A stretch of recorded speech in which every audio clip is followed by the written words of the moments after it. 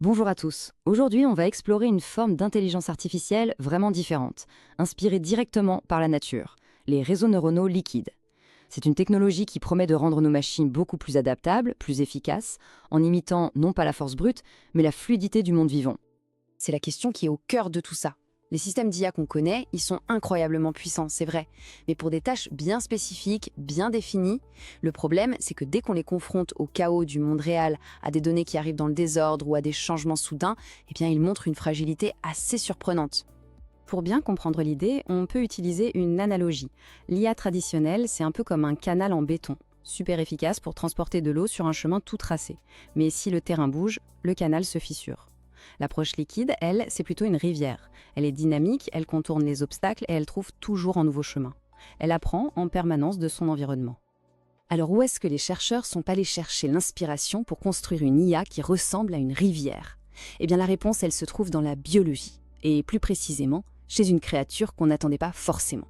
Et cette idée, elle est partagée par de plus en plus de chercheurs. Pour créer des systèmes d'IA plus légers, plus agiles, on se tourne vers le modèle le plus performant qui soit, le cerveau biologique. L'objectif, ce n'est plus seulement de faire des modèles toujours plus gros, mais des modèles plus malins. Et voici notre héros improbable. Non pas un cerveau humain ultra complexe, mais le système nerveux d'un tout petit ver transparent, le C. elegans. Sa simplicité cache en fait une efficacité redoutable qui a fasciné les scientifiques du MIT. Il faut s'imaginer, avec seulement 302 neurones, ce ver est capable de comportements assez sophistiqués. Et surtout, il apprend en permanence de son environnement. C'est l'exemple parfait de l'efficacité biologique, un système qui fait énormément avec très peu. Et c'est ce principe qui est au cœur des réseaux liquides. Et cette idée, elle a pris forme très vite. Entre 2020 et 2021, l'équipe du MIT a posé les bases. Puis, en 2022, la publication de leurs recherches a vraiment marqué un tournant, validant leur approche. La création de la société Liquid AI, la même année, a bien montré l'ambition de transformer cette recherche en une technologie concrète. Bon, maintenant, rentrons un peu dans la technique. Comment ça marche concrètement ces réseaux? Qu'est-ce qui les rend liquides et leur permet d'apprendre en continu, alors que les modèles classiques sont comme gelés une fois leur entraînement terminé? Le secret, il est mathématique. Ça repose sur ce qu'on appelle les ODE neuronales.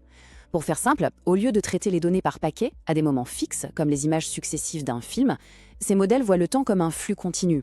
En gros, ils ne voient pas des photos, ils voient le mouvement.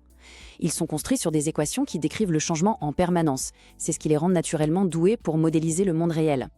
Et c'est là toute la différence. Un réseau récurrent classique, c'est comme un métronome. Il traite une info à chaque tic-tac. Un réseau liquide, lui, peut gérer un flot de données qui arrivent de manière complètement irrégulière, comme les données médicales d'un patient ou les signaux d'un robot. Pourquoi? Parce que sa perception du temps est continue, tout simplement. Alors là, on touche à ce qui est vraiment brillant. Pendant longtemps, utiliser ces équations différentielles, c'était très lent. Il fallait un solveur informatique très lourd pour calculer l'état du réseau à chaque instant. C'était le principal obstacle. La grande innovation des chercheurs du MIT, ça a été de trouver une sorte de raccourci mathématique, une forme fermée. Ça permet de calculer l'état du réseau directement sans passer par le solveur. Et ça change tout. Et ce graphique illustre parfaitement l'impact de cette innovation. On ne parle pas d'une petite amélioration, on parle de modèles qui peuvent être plus de 150 fois plus rapides que les anciennes approches. C'est ce qui transforme une belle idée théorique en un outil vraiment pratique et puissant. Bon, passons maintenant du laboratoire à la route. Voyons comment cette technologie se comporte en pratique. Parce que la vitesse et l'élégance théorique, c'est bien, mais ça ne sert à rien si ça ne donne pas de bons résultats dans des applications concrètes comme la conduite autonome. Un des tests les plus révélateurs, c'est le maintien de voie pour une voiture autonome. La mission a l'air simple, la voiture regarde la route avec sa caméra et décide comment tourner le volant. Mais c'est un défi parfait, parce que le monde réel, il change tout le temps. Ici, on voit deux choses. En bleu, c'est le mouvement réel du volant, et en rouge, c'est la prédiction du réseau liquide. Ce qui est frappant, c'est à quel point la ligne rouge colle parfaitement à la ligne bleue. Ça montre que le réseau ne fait pas que réagir, il comprend la physique, la dynamique de la conduite. Cette robustesse, elle est encore plus visible ici.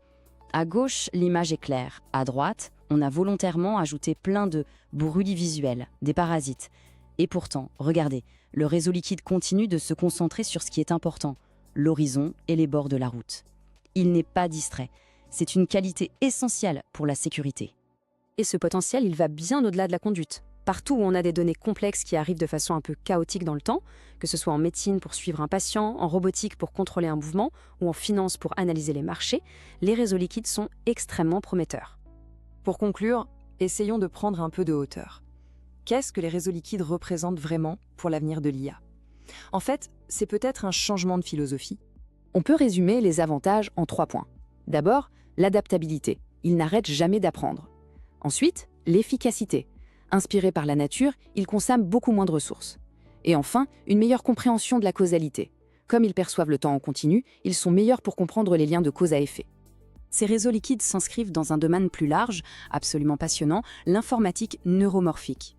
L'idée, c'est de repenser complètement l'informatique, le logiciel et le matériel, pour que ça fonctionne davantage comme un cerveau, avec des neurones qui communiquent de façon plus naturelle et bien plus économe en énergie. Cette citation, elle résume parfaitement le problème actuel. La tendance de l'IA, c'est souvent la course à la puissance brute. Des modèles de plus en plus gigantesques qui consomment des quantités d'énergie folles. L'approche neuromorphique, et les réseaux liquides en sont un exemple, propose une alternative. Non pas plus gros, mais plus intelligent, plus durable. Et ça nous laisse avec une question assez vertigineuse.